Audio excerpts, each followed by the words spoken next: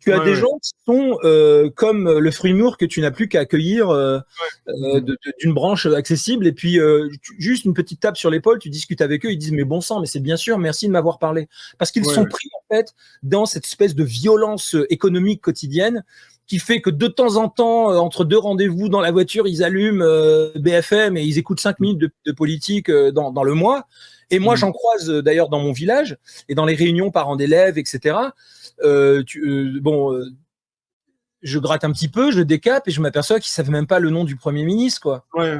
En fait, là, on a plutôt une masse de victimes déconnectées. Et puis, pour certains, c'est un choix intellectuel assez élaboré. C'est-à-dire, je suis très pris, j'ai un boulot, j'ai une famille à protéger. Dès que je touche à ça, honnêtement, ça pue.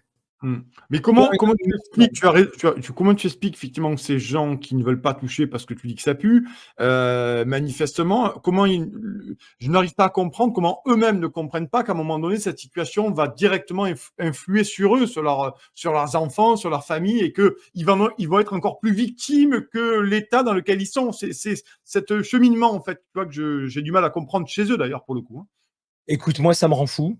Il Ouais. s'avère que, bon, tu vois, je joue dans un club de sport plutôt bourgeois, Ouais. c'est là où on fait du Ouais. squash et des trucs. Ouais, Là. ouais. Et je suis le sale type dans cet environnement, juste, Ouais. et pas parce qu'ils connaissent mon idéologie, hein, juste parce que de temps en temps, au moment de la bière, on se détend après Ouais. Ouais. une heure ou deux de squash, Ouais. et je suis le sale con qui veut un peu parler de politique. Ça Ouais. les emmerde profondément. Alors, il y a parfois des mauvaises raisons, et je pense qu'on peut les sortir de leur torpeur et les éveiller un petit peu en disant, t'as vu ce que t'es en train de risquer et tout. Ouais, Euh, ouais. mais parfois, dans les mauvaises raisons, il y a une forme de prospérité qui est une sorte d'effet synergique en provenance de la génération précédente de boomers qui leur ont permis de s'acheter un appart ou une maison. Ça, c'est un truc que j'ai remarqué. Alors, je le dis de manière intuitive, sans être un sociologue capable de produire des chiffres, mais Ouais. franchement, à chaque fois, je tâte le terrain, je m'aperçois que c'est des gens qui sont plutôt protégés, qui ont hérité et qui sont un peu à l'abri du besoin, mais qui savent confusément quand même que la génération suivante risque de souffrir. Et pour terminer de répondre à ta question, les gens les plus à même d'ouvrir les yeux sont ceux qui ont des enfants en bas âge ou ados.